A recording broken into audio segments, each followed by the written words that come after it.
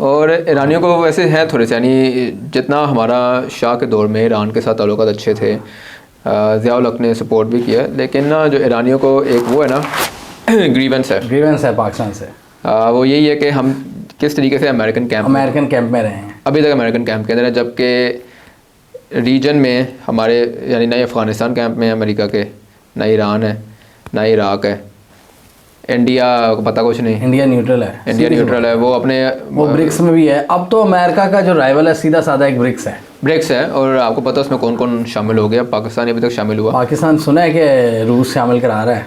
अब देखें कि अमेरिकी दबाव कितना चलता है। अरे इसी साल जुलाई में, अच्छा अभी कंफर्म खबर है फिलहाल। सऊदी भी चला गया, ईरान और सऊदी इकट्ठे चले गए हैं। तो जिसका मतलब है, तो ये जो अब ये सारे अब देख रहे हैं हम, जिस तरह ब्रिक्स में इकट्ठे हो रहे हैं, ईरान और सऊदी भी इकट्ठे हो गए हैं। हाँ जी। और इज़राइल का बैड इमेज पूरी दुनिया में भी हम देख रहे हैं। और अब ये सबसे बड़ी बात है ना, मिडल ईस्ट में ये पार्टीज़ जो पहले राइवल्स थी एक दूसरे की, ये अब इकट्ठी हो गई हैं ब्रिक्स में, और ये अब नई करेंसी की भी बात कर रही हैं। हाँ जी। और इज़राइल को प्रॉक्सी जंग का भी सामना है। तो ये सारे सिस्टम में ये इज़राइल और अमेरिका वाली पार्टी को आप जीता देख रहे हैं, या फिर ब्रिक्स वाले जो लोग हैं वो प्रिवेल करेंगे? यार अगर देखा जाए ना, तो एक तो हम ना देखते हैं इस वक्त जो है अमेरिका की मिलिट्री माइट है, ठीक है ना, उसको हम डिनाई नहीं कर सकते भी, बिल्कुल मिलिट्री माइट है उनके पास। दूसरा, इस वक्त अभी भी दुनिया का 62% ट्रेड डॉलर में सेटल हो रहा है, ठीक है, और डॉलर ही अमेरिका की जो पूरी दुनिया पे तसल्लुत कायम है ना, उसकी वजह से, वो डॉलर की वजह से है। और ब्रिक्स न्यू करेंसी की भी बात कर रहे हैं, और ब्रिक्स युआन आगे जा रहा है, लेकिन उसका मार्केट शेयर बहुत कम है। लेकिन आपको एक बात बताता हूँ, कोविड से पहले ना बैंक ऑफ इंग्लैंड ने युआन को रिजर्व करेंसी का दर्जा दे दिया हुआ है। इंग्लैंड ने दे दिया हुआ है, अभी तक हटाया नहीं है, और ये कोविड से पहले की बात है। तो आप अंदाज़ा लगा लें कि वो अभी से वो क्या देख रहे हैं फ्यूचर में। बात यह है कि इस वक्त दुनिया की सबसे बड़ा मैन्युफैक्चरिंग आउटपुट जो है वो किसका है? चाइना का। और तजारत जो है ना वो करेंसी से ज़्यादा गुड्स में होती है, ठीक है ना। जीडीपी है गुड्स एंड सर्विसेज, ठीक है ना। गुड्स यानी गुड्स की बहुत, यानी गुड्स ही असल में दौलत, असल में गुड्स है कि आपकी मैन्युफैक्चरिंग आउटपुट कितनी है। इसलिए वो अब ये भी कोशिशें कर रहा है ना अमेरिका कि चाइना की आउटपुट को हर्ट किया जाए, कि उनकी मैन्युफैक्चरिंग वो दूसरे मुल्कों में लेके जा रहे हैं, अपनी कंपनीज के वियतनाम में लेके जा रहे हैं, इंडिया में लेके जा रहे हैं, कोशिश कर रहे हैं लेट हो गए आउटपुट को हर्ट किया जाए। मैं आपको बता दूं, लेट हो गए हैं, बहुत लेट हो गए हैं। इनको ये नहीं पता इस चीज़ का कि चाइना ने अपनी इंडस्ट्री इतनी ज़्यादा, वो अपनी मैन्युफैक्चरिंग कैपेबिलिटी को वो इस वक्त अमेरिका से आगे है, ठीक है। मैं आपको उसकी मिसाल ये देता हूँ कि चाइनीज़ जो है वो हमें टीवी में दिखाते होते थे कि चीनी जो है ना हाथों के साथ लगे हुए हैं फैक्ट्री में काम करने, वो अब चीज़ें ख़त्म हो रही हैं चाइना के अंदर बड़ी स्पीड से। जब से शी जिनपिंग आया वो ऑटोमेशन की तरफ जा रहे हैं। तारीफ तो आपके एप्पल के जो CEO हैं टिम कुक, उन्होंने की हुई है, वो की है, जिस लेवल की टूलिंग उनके पास है, ऑटोमेशन उनके पास है। उसने खुद कहा है कि कौन खरीदेगा $3000 का एप्पल आईफोन अगर हमने अमेरिका में ट्रांसफ़र कर दी सारी प्रोडक्शन? नहीं खरीदेगा कोई, महंगा हो जाएगा, बहुत महंगा हो जाएगा। ये नहीं कर नहीं सकते, कर सकते हैं। अभी तक जो चिप बन रही है नई, जो एप्पल की आई है, वो अमेरिका में ही बन रही है। लेकिन एप्पल यानी एक स्मार्टफोन में सिर्फ वो चिप नहीं होती, और भी बड़े डिफरेंट कंपोनेंट्स होते हैं। कैमराज बड़े इंपॉर्टेंट हैं। आपको पता है कि स्मार्टफोन्स आजकल अपने कैमरास पे ज़्यादा काम कर रहे हैं, क्योंकि शाओमी वगैरह कैमरास पे काम इसलिए करेंगे,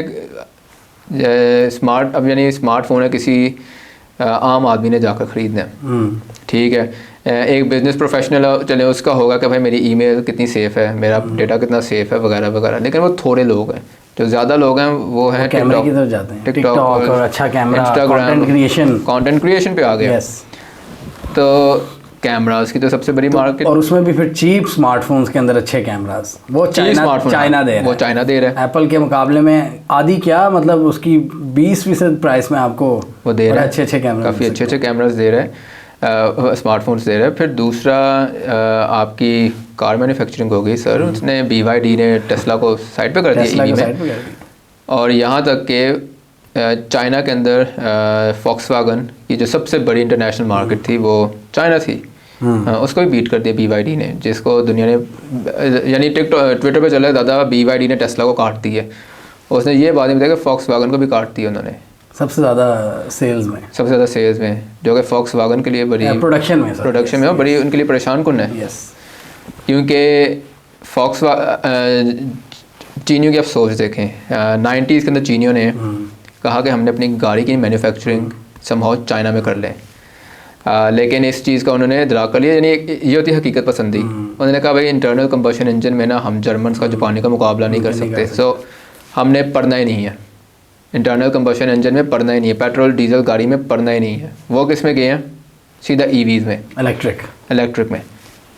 पहले रिसर्च शुरू की चाइनीज़ बैटरीज को, पता भी लगा they lighter and they give more miles then, और इसमें चीन आगे जा रहे हैं। आप देख लें, बसेस में देख लें। तो ये जो सारा ये ऑर्डर आप हमें लग रहा है कि इस सिस्टम को ये रोक नहीं पाएगा अमेरिका, मल्टीपोलर वर्ल्ड को नहीं रोक सकते, हो चुका है मल्टीपोलर वर्ल्ड भी कामयाब होंगे, मल्टीपोलर वर्ल्ड भी, और एक ऑल्टरनेटिव करेंसी भी आएगी। करेंसी की तो अहमियत आपने जैसे कहा ना कि मेन चीज़ तो गुड्स की है, करेंसी तो बाद में आती है, करेंसी तो कोई भी लॉन्च कर सकते हैं। हाँ जी। तो अब ब्रिक्स में I think 40% of the GDP आ चुकी है। अब जब ब्रिक्स इकट्ठे हो जाएंगे और सैंक्शन जब उन पर असर नहीं करेगी तो वहाँ पर अमेरिकन हेजेमनी चैलेंज सीधी सादी हो जाएगी। चैलेंज जब मिडिल ईस्ट से लेकर इंडिया से लेकर चाइना जो सबसे बड़ी आबादी, हाँ जी, फिर रशिया और फिर पाकिस्तान जैसे मुल्क भी अगर आना शुरू हो जाएं, अब यहाँ पे पाकिस्तान जैसे मुल्क भी बड़ा डिफाइनिंग रोल प्ले करेंगे। पाकिस्तान ने डिफाइनिंग रोल जो ऐसा पाकिस्तान प्ले कर रहा है वो काइंड ऑफ है ना, क्या कहेंगे ना, मिसक्रिएंट प्ले कर रहा है कि अभी तक हम अमेरिकन कैंप के अंदर हैं। वेरी क्लियर है अमेरिकन कैंप के अंदर है। वजह क्या है वो हमें वजूहात पता है, ठीक है ना। 60s के अंदर अयूब खान के साथ कितना अमेरिका ने हमें फंड किया हुआ, फाइनेंस किया हुआ, एड दी हुई है। बहुत से लोगों के बच्चे बाहर पढ़ते हैं, यूरोप डॉलर बाहर पड़े हैं, इनके फ्लैट्स बाहर हैं, तो ये इसलिए इनको वेस्टर्न सिस्टम इनको डर है कि ना इनकी रशियन ओलिगार्स की तरह इनको भी वो मुंजमद ना कर दिया। इंडिविजुअल्स हैं ना, इंडिविजुअल्स हैं जिनको वो यानी एक सवाल ये करते हैं कि आपकी अमेरिका पाकिस्तान की सबसे बड़ी एक्सपोर्ट मार्केट अमेरिका है, जिसको हम टेक्सटाइल्स बेचते हैं, लेकिन इस बात का ख्याल ही नहीं है कि अमेरिका मैन्युफैक्चरिंग वापस लेकर आ रहा है बैक इनटू अमेरिका। यहाँ तक कि अमेरिका ने फैसला ये किया हुआ है कि इस वक्त उनकी जो होम यानी उनकी जो अपनी इंडस्ट्री है, टेक्सटाइल इंडस्ट्री, जो कि उनके आई थिंक 12 to 15% जो रेडीमेड कपड़े हैं वो अमेरिका खुद बना रहा है। अमेरिका की मर्जी है बाय 2030 हम इसको एटलीस्ट किसी तरह खींच तान के 40% तक ले जाएं, एंडिंग करें। और आपने अब ये सोचना है कि अगर तो अमेरिका 40% तक पहुंच जाता है बाय द एंड ऑफ 2030, जो पाकिस्तान ने सोचना है, तो आपकी पूरी टेक्सटाइल इंडस्ट्री फ्लैट ठप हो जाएगी। हम उनकी ऑटोमेशन का मुकाबला नहीं कर सकते, हम उनकी क्वालिटी का मुकाबला नहीं कर सकते। तो पाकिस्तान को सही डिसीजन लेना होगा। नहीं, पाकिस्तान को अपने हमसायों के साथ रहना पड़ेगा, रीजनल रीजन अप्रोच होनी पड़ेगी। रीजन में आपके नेक्स्ट डोर चाइना बैठा है, हाँ जी, द माइट बैठी है, इकोनॉमिक माइट। तो क्यों ना आप ये CPEC जैसी राहदारियों का फ़ायदा उठाकर अपनी जो भी चाइना के साथ अपनी मैन्युफैक्चरिंग को बढ़ाएं और उन्हीं ट्रेड कॉरिडोर्स को इस्तेमाल करें और बेचें यार। सेंट्रल एशिया, अफ्रीका, यूरोप और फिर आपकी मिडिल ईस्ट है। और यार अपने ब्रिक्स की ना ज़रा देखना, साउथ अफ्रीका से एक मुल्क है, लैटिन अमेरिका से एक मुल्क है, बाकी सारे आपके एशियन कंट्रीज़ हैं। और इजिप्ट भी गया ब्रिक्स के अंदर, इजिप्ट भी अफ्रीका है। और आप ये देखें कि लैटिन अमेरिका, अफ्रीका और एशिया, ये वो 3 बड़े आदम हैं जिसको यूरोप ने कॉलोनाइज किया था। तो अब हमें ना अब इट्स टाइम टू मूव कि हम ना पोस्ट कॉलोनियल वर्ल्ड से निकलें। वो निकल रहे हैं, कुछ लोग तो बड़े एफर्ट कर रहे हैं, कुछ लीडर्स एफर्ट कर रहे हैं, बहुत ज़्यादा कर रहे हैं और दूरंदेशी दिखा रहे हैं, क्योंकि पाकिस्तान को हम उठा के यूरोप नहीं लेकर जा सकते, पाकिस्तान को उठा के हम अमेरिका नहीं लेकर जा सकते। पाकिस्तान इधर ही रहना है, जो कि मिडिल ईस्ट और इंडिया के बीच में है, मेरे और साथ में ईरान है, साथ में Afghanistan, centre of the Asia, heart of Asia. और अब वक्त है कि हम इधर देखें लोगों को, जो हम बाहर से कोशिश कर रहे होते हैं ना कि बाहर से हमारी कोई बातचीत बन जाए, यानी कितनी कोशिश की थी। बहुत हमें रीजन की तरफ देखना चाहिए और रीजन की तरफ देखेंगे तो ही, और यस वो, और रीजन की तरफ तब देखेंगे जब हम अपना पैसा बाहर भेजना, यूरोप भेजना बंद करेंगे ना।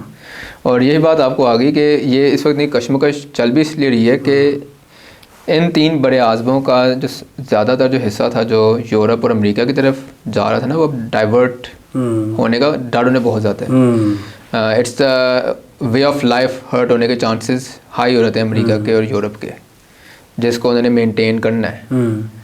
और ये बस उसको मेंटेन करने के लिए जो है ना वो जियो इकोनॉमिक्स का जो कंट्रोल है ना, उसको अमेरिका अपने हाथ में देखना चाहता है जियो पॉलिटिक्स के ज़रिए। और ये पहली दफ़ा है कि अमेरिका को एक सीरियस चैलेंज आया है चीन की तरफ से, जिसकी क्योंकि चीन जो है ना वो सोवियत यूनियन की तरह नहीं है। सोवियत यूनियन की जो सबसे बड़ी जो खामी थी वो थी उसका ट्रेड, वो अपने गुड्स नहीं थे एक्सपोर्ट कर रहा, वो अपनी एनर्जी एक्सपोर्ट, मिलिट्री माइट थी, सिर्फ मिलिट्री माइट थी, वो अपनी एनर्जी एक्सपोर्ट कर रहा था। उसके अलावा वो अपनी गाड़ियाँ कहीं नहीं था बेच रहा, अपने चले मिलिट्री हार्डवेयर वो बेच रहा था। चाइना के पास वो इकोनॉमिक एज है, चाइना के पास, चाइना सब कुछ बेच सकता है। चाइना कपड़े हों, गाड़ियाँ हों, बसेस हों, जहाज़ भी आ गया, जहाज़ हों, टेक्नोलॉजी आपको चाहिए वो भी चीन के पास है। तो चीन ने अपना ना, यानी वो कहते हैं ना कि जो उनका स्पेक्ट्रम ऑफ ट्रेड है वो सोवियत यूनियन से बहुत हाई है। तो यहाँ पर और ये चैलेंज खटकता है अमेरिका को बहुत ज़्यादा कि हम तो मैन्युफैक्चरिंग में पीछे रह गए हैं, इसलिए अब वो अंदर लाने की बात कर रहे हैं। और अंदर लाने की बात कर रहे हैं। तो और ये जो कॉन्फ्लिक्ट है मिडिल ईस्ट का, इसको अमेरिका चाहेगा कि ये एक्सटेंड हो सो दे कैन बाय टाइम। सिर्फ उन्होंने वक्त खरीदना है।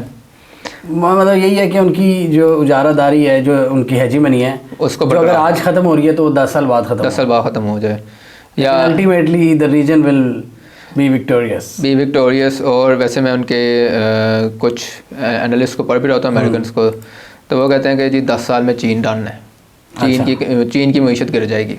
वो पता नहीं सब्सटेंस कोई है नहीं, रेटरिक की बातें करते हैं वो, ठीक है, विदाउट अंडरस्टैंडिंग के हाउ एशियन सिविलाइजेशंस वर्क। तो लेट्स सी कि 8 फरवरी के बाद पता लगता है कि किस तरफ ऊंट करवट लेता है,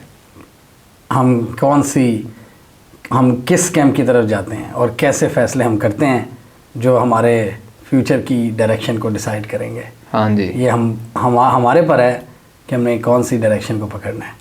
हाँ जी, हमने नई रियलिटीज़ को भी एक्सेप्ट करना है या पुराने दकियानूसी तरीक़ों और दकियानूस जो सारे हमारी तरीक़ाकार थे उनके पीछे ही पड़े रहना है।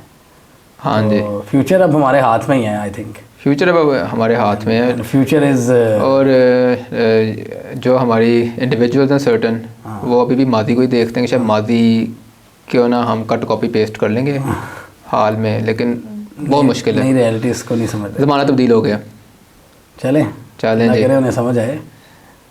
हाँ जी, जो नई रियलिटीज़ हैं वो कभी भी नहीं बदलती, वो तो न्यू रियलिटीज़ तो हमेशा इमर्ज होती हैं। न्यू रियलिटीज़ फिर रियलिटी तब्दील होती रहती है। ज़माना ना, यानी ज़माना कंटिन्यूसली तब्दील होना है, ज़माने ने कंटिन्यूसली तब्दील होना है। यानी अब ये नहीं कह सकते कि जो मादी में अयूब खान का दौर था या जितिया का दौर था, जो या नवाज शरीफ के जो मादी के दौर थे, वो दोबारा कॉपी। स्टेटस को चेंज होता ही होता है, स्टेटस को चेंज होता है क्योंकि ज़माना तब्दील हो रहा है कंटिन्यूसली, नई ताकतें, नई रियलिटीज़ आती हैं, नए मीडियम्स आते हैं, नए स्पेक्ट्रम्स आते हैं, नई सोचें आती हैं। हाँ जी, और इसको कोई नहीं रोक सकता, बिल्कुल भी नहीं रोक सकता। इसको रोकेंगे तो फिर वही होगा जो 1969 में हुआ था।